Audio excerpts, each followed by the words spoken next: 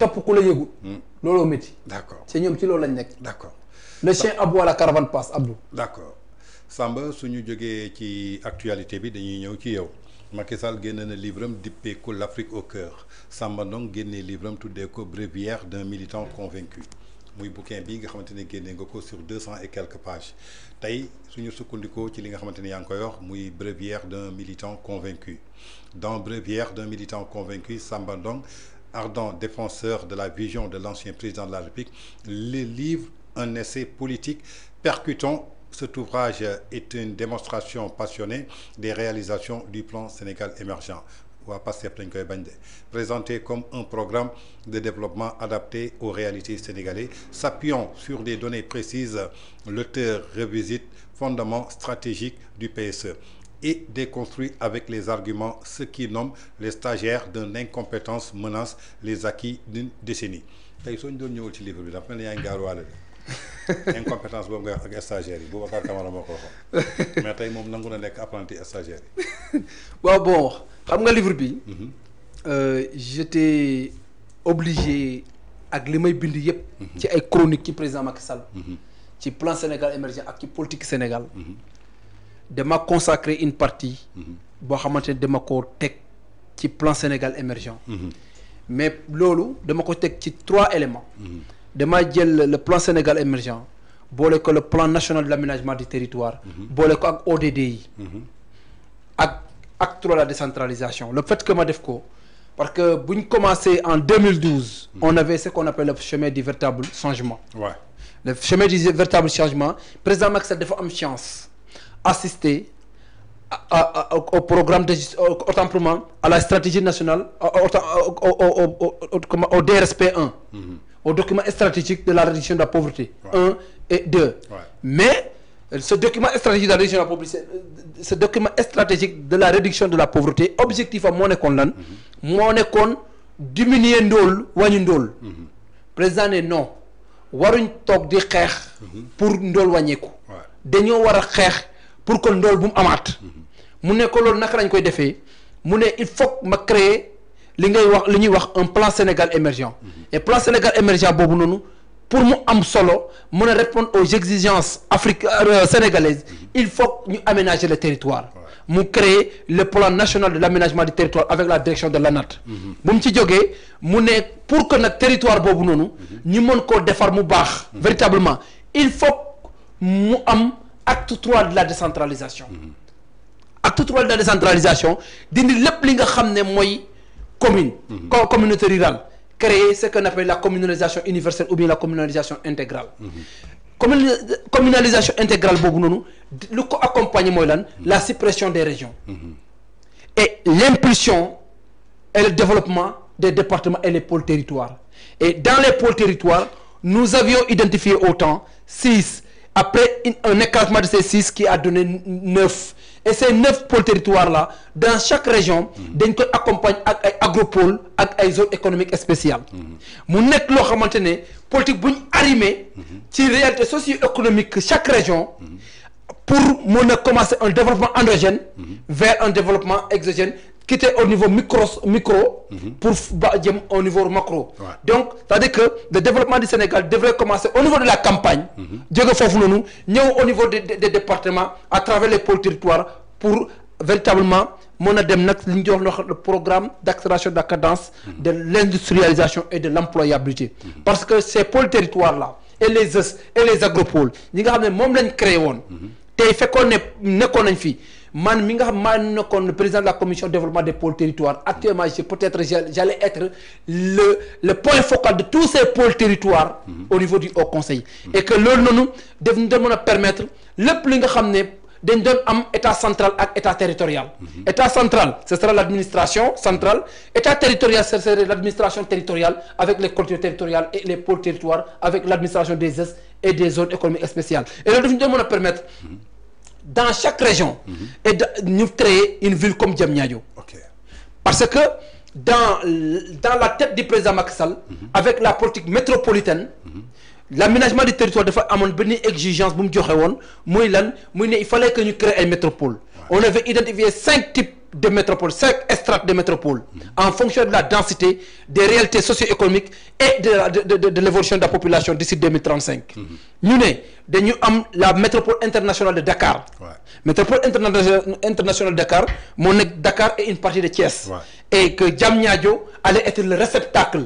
qui est le hub économique, hub touristique, et hop logistique bi nga xamné lepp li nga xamné ay data center lepp li nga xamné entreprise la lepp li nga xamné ay stade la lepp li nga xamné moy ñongal zone métropole bobu nonou métropole internationale Dakar bi mom Diamniadio la doon logé avec ses sphères. Après suñ doon ñew dañ doon les métropoles d'équilibre ce serait les villes yi nga xamné d'ici 2035 dinañ am une population qui gravite entre 100 à 300 000 habitants. Après, nous avons les métropoles régionaux. Les métropoles régionaux, entre 100 à 200 000 habitants. Après, nous avons au niveau des villes secondaires. Les villes secondaires, moi, chaque ville, chaque commune, est rattachée à une ville. Comme chef de département, comme chef lié de département. Il faut qu'il y ait un centre relais. Après, centre relais, il y a une ville secondaire.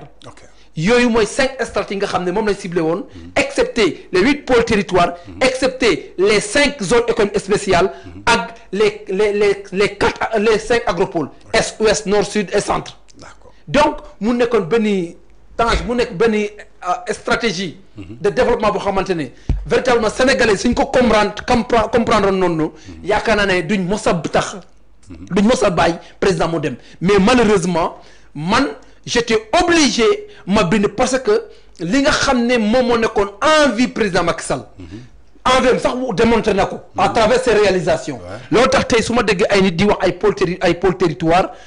et pôle territoire ça dina am glissement sémantique on ne parlera plus de pôle territoire mais on va parler de pôle émergent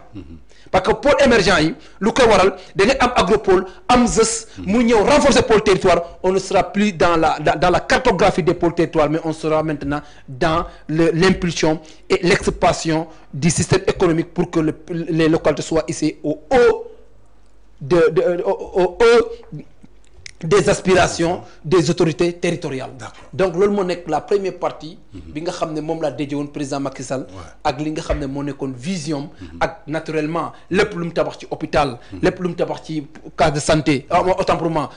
comment dirais-je accès aux services sociaux de base l'eau l'électricité lepp li nga xamné def nako ci université éducation ak nombre de salles de classe yi tabax lepp li nga xamné aussi def nañ ko ci autoroute ci pont ci échangeur lepp li nga xamné def nañ ko ci ay pistes de désenclavement lepp li nga xamné def nañ ko véritablement ci ay châteaux d'eau ainsi de suite pour que vraiment sénégalais am un ouf de soulagement sans oublier aussi bourse de sécurité familiale carte d'égalité des chances CMU lepp li nga xamné président Macky Sall def nako amul leneen loo xamante ne fàttali naa ko ci biir livre en eau potable bi lepp def nañ ko lepp wax naa ko ci biir livre bi donc tay mu nekk loo xamante ne source d'inspiration lay doon pour tous ceux qui sont dans le parti APR et qui veulent véritablement être des militants convaincus qu'ils puissent le lire et qu'ils puissent s'en approprier. Bon, au niveau, à partir de maintenant, il y a une page, j'ai développé véritablement la théorie des grands penseurs tels que Platon, Hobbes, Locke, John Locke, Hume, développé aussi Hegel. Yooyu yëpp soo gisee ma jël ko parce que j'ai développé aussi le trotskisme concept politique yooyu yëpp soo gisee ma jël ko dafa nekk loo xamante ne sooy def la politique il faut étudier Platon. Ouais, ça c'est vrai. L'éthique à Nicomaque de Platon il faut nga jàng ko ça c'est vrai. parce que politique mënoo ko def amoo engagement amoo loyauté. Aristote mënoo def politique politique dafa nekk loo xamante ni engagement la engagement militant loyauté, sincérité et la fidélité. Lolu nak avec une bonne république axée sur la gestion de la vertu et la gestion des citoyens tout en respectant à chacun ses droits, ses objectifs et ses opinions. D'accord. Lolu développé nako fa. Après j'ai pris aussi Saint Thomas d'Aquin. Saint Thomas d'Aquin lu tax ma jël ko parce que Saint Thomas d'Aquin c'est un ancien prêtre. Prêtre la woon. Ma def allusion à ce qu'on appelle le temporel et le spirituel. Le mutualisme qui doit exister entre le religieux et le politique. Le rôle du religieux dans la société, c'est-à-dire il joue un rôle de régulateur social. képp ku jomi da ngay daw ci Sëñ Mountakha wala nga dem Tivaouane wala nga dem Thiès wala nga dem Ndiassane wala nga dem fii ni Dakar fii ci Seydina Limamou Laye donc ce sont des régulateurs sociaux que lorsque la société est perdue dans ces schémas et dans ces jeux politiques, naturellement c'est le régulateur social qui vient pour stabiliser, pour vraiment rétablir l'ordre. Lolo motax ma jël ko. Et maintenant les types de manipulation aussi, j'en ai parlé. J'ai parlé des mensonges diplomatiques, des mensonges de propagande, des mensonges politiques et des mensonges administratifs. Lolo yep mu nek yo xamantene actuellement à l'ère actuelle avec les régimes des populistes, nga xamné leur source fondamentale d'inspiration c'est Robert Spierre, le plus grand populiste du monde, Robert Spierre avec la Révolution française de 1794. Donc, mu nek lo xamantene ay références la yo xamantene il faut que utiliser ko, mais aussi utiliser instinct bi nga xamné li nga xamné moy Trotsky, Léon Trotsky mom la doon utiliser en matière de politique, c'est-à-dire la ruse, la méthode et la perfidie. La ruse, parfois on peut utiliser la ruse dans de bonnes choses, mais parfois on peut l'utiliser aussi dans de mauvaises choses. Ay particules yo xamantene kep koy def politique da ngay am ces méthodes yo xamantene dañ ko utiliser parfois pour déstabiliser l'adversaire. Pour vous dire en grosso modo que c'est un livre bo xamantene tout ce qui est administration en matière de finances publiques, en matière d'aménagement du territoire, en matière de décentralisation, en matière de réalisation du président Macky Sall et en matière de politique, en stratégie politique, les stratagèmes, la stratégie, les populistes, la communication, lépp mu ngi ci biir livre bi. D'accord, je crois que ni ko waxee biiral ko lépp ngi ci livre bi. Pour wax la li karat tey su ma sukkandikoo ci page 40 quand tu parlais des orientations stratégiques 4.5 ça suffit largement à ce nouveau régime comme c'est un livre solution de plein réer pour que ñu mën ko jàng muy page 40 bi je crois que ils vont trouver toutes les perspectives yoo xamante ni mooy seen blocage jëmale ko ci plan de redressement économique bi tey livre bi génnee nga ko est-ce que mën nañu xam ku bëgg am livre bi fan nga koy amee moom bu ko bëgg am rek mën nga laaj waa Plume d'Ébène ñoom les éditeurs ñoom ñoo ko publier donc ku soxla rek mën nga contacter waa Plume d'Ébène inshallah ñoom ñoo koy jaay Plume d'Ébène rek nga ko mën a amee Plume d'Ébène moo koy jaay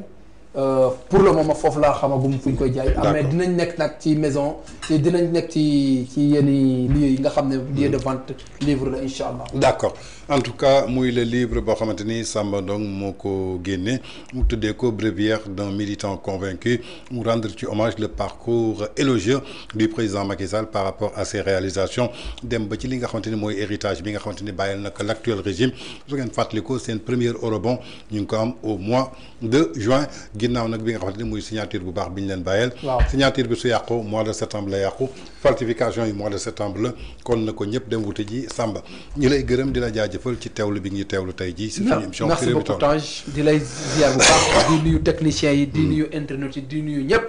di ñuy jëgalu fekkee ne aussi wax nañ fi wax yoo xamante ne xaw na